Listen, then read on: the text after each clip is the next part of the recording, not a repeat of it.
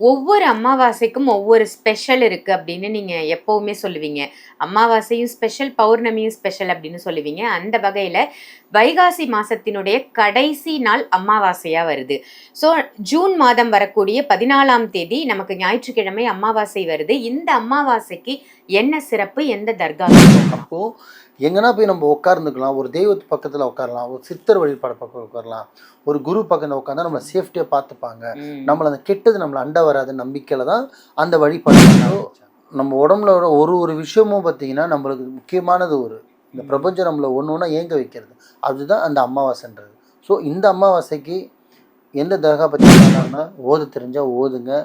குரான் படிக்க தெரிஞ்சா, யாசின் ஓத தெரிஞ்சா என்ன ஓதுன்னு சரி பண்ணுங்க. இல்லை இந்து மக்களாக இருந்தால் உங்களுக்கு எப்படி ப்ரேயர் பண்ண தெரியுமோ அப்படி ப்ரே பண்ணுங்க. ஆனால் உங்களோட வேண்டுதலை வைங்க.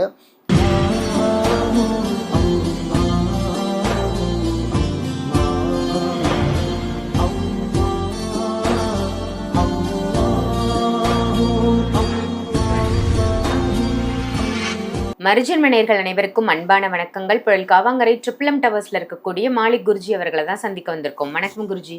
வணக்கம்மா. ஒவ்வொரு அமாவாசைக்கும் ஒவ்வொரு ஸ்பெஷல் இருக்கு அப்படின்னு நீங்க எப்பவுமே சொல்லுவீங்க.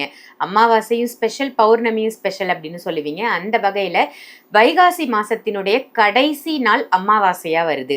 ஸோ ஜூன் மாதம் வரக்கூடிய 14ஆம் தேதி நமக்கு ஞாயிற்றுக்கிழமை அமாவாசை வருது. இந்த அமாவாசைக்கு என்ன சிறப்பு? எந்த தர்காவுக்கு போகலாம்? ஏன் அந்த அமாவாசை பௌர்ணமி சிறப்புன்னு நான் சொல்கிறேன்னாமா, நான் எப்படி சொல்கிறதுன்னா, எல்லா நாளுக்கும் ஒரு ஸ்பெஷல் இருக்குமா. அடிக்கிற சூரியன் உச்சி வெயிலுக்கு ஒரு தன்மை இருக்குது. அந்த நிழலில் ஒரு ஒரு அமைதி இருக்குது இல்லையா. மழையில் ஒரு பவர் இருக்குது. குளிரில் ஒரு விஷயம் இருக்குது. அந்த மாதிரி அந்த சாயந்தர வேலை இந்த 5:30 6 மணின்றது ஒரு தருணம் நல்லா இருக்கும். விடிகால அதே 5:30 6 மணின்றது ஒரு தருணம் இருக்கும். புரியுதுங்களா. அந்த ஒன்றுத்துக்கும் அந்த பிரபஞ்சம் பார்த்தீங்கன்னா ஒன்று சொல்லுது, ஏதோ ஒன்று சொல்ல வருது. அதை நம்ம புரிஞ்சுக்கணும். ஸோ அதுதான் விஷயம். அதைத்தான் அப்போ அதே நிலைமையில் வந்தது தான் இந்த அமாவாசை பௌர்ணமின்றது. பௌர்ணமின்றது வெளிச்ச நாள்னு சொல்லலாம், அமாவாசைன்றது இருள் நாள்னு சொல்லலாம். சரிங்களா.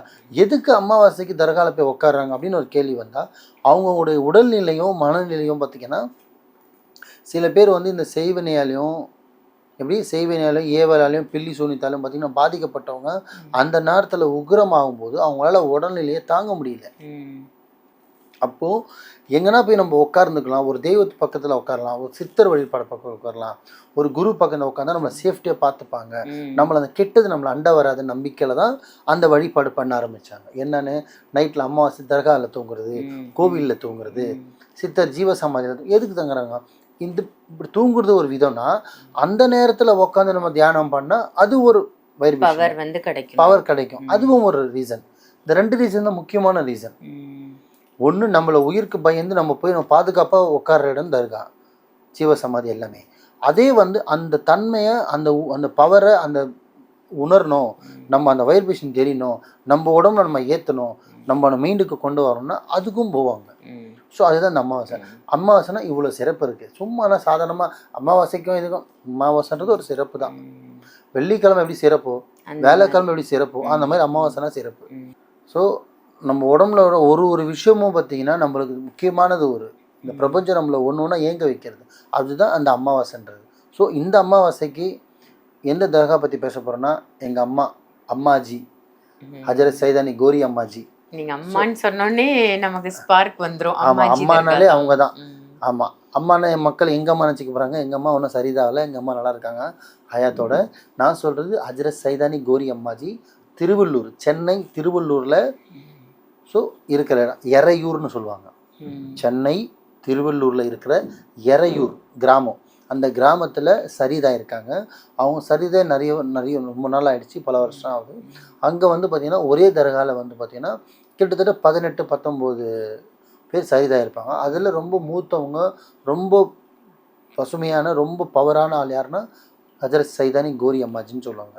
கோரி அம்மானா எல்லாருக்கும் தெரியும். அந்த ஹஜரத்ன்றது மரியாதைக்கு சொல்கிறது, அம்மான்னு கூப்பிடுறது, கோரி அம்மான்னு அவங்கள அழைக்கிறது. அந்த மாதிரி ஒரு பேர் இருக்குது. அவங்களோட பேர்லாம் ஹிஸ்ட்ரி பெருசாது.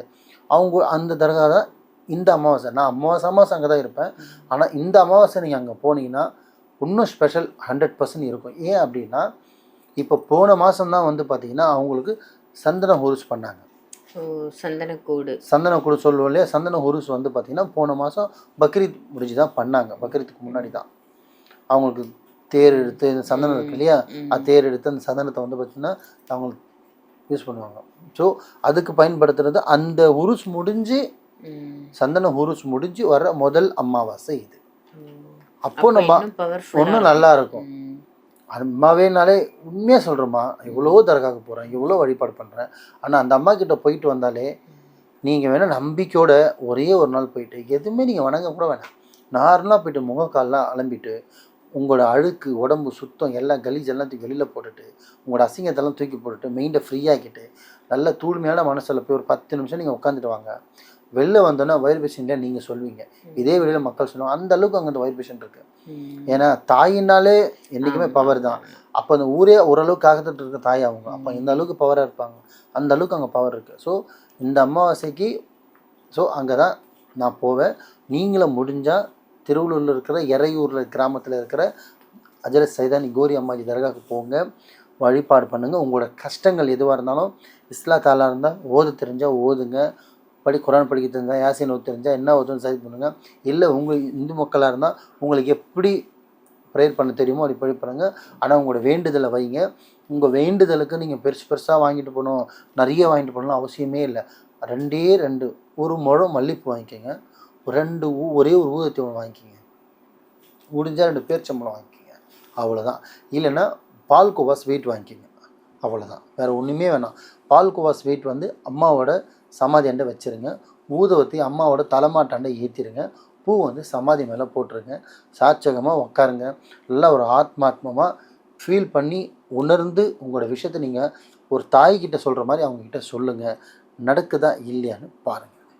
இந்த அமாவாசைக்கு நீங்கள் சொல்கிறீங்கன்னா, இப்போ இந்த ஜூன் அமாவாசை நீங்கள் சொல்கிறீங்கன்னா அதிகபட்சம் 2லேருந்து 3 அமாவாசைக்குள்ளே அந்த விஷயம் நடந்தே தீரும். அந்த அளவுக்கு அந்த அம்மாவுக்கு பவர் இருக்குது. எல்லாருக்குமே பவர் தான், நான் யாருக்குமே குறைய சொல்லலை, எல்லாருக்கும் பவர் இருக்குது. ஆனால் அவங்களுக்கும் பவர் இருக்குது. ஏன்னா இந்த அமாவாசை சந்தன உருஸ் முடிஞ்சு வர முதல் அமாவாசை 100% நல்லாவே இருக்கும். முழு நம்பிக்கையோடு போங்க, அரை நம்பிக்கையோடு போகாதீங்க. நல்லதே நினைங்க, நல்லதே செய்யுங்க, நல்லதே நடக்கும். சிறப்பு குருஜி, ரொம்ப அற்புதமாக சொன்னீங்க. என்னதான் நம்ம ஒவ்வொரு அமாவாசை சொன்னாலும் ரொம்ப ஸ்பெஷல் இந்த வைகாசி அமாவாசை அப்படின்றது நீங்கள் சொல்லும்போதே தெரியுது. எல்லாருமே பொதுமக்கள் அனைவரும் இதை கண்டிப்பாக பயன்படுத்திக்கணும். நல்ல தகவல் கொடுத்ததற்கு நன்றி. நன்றிம்மா.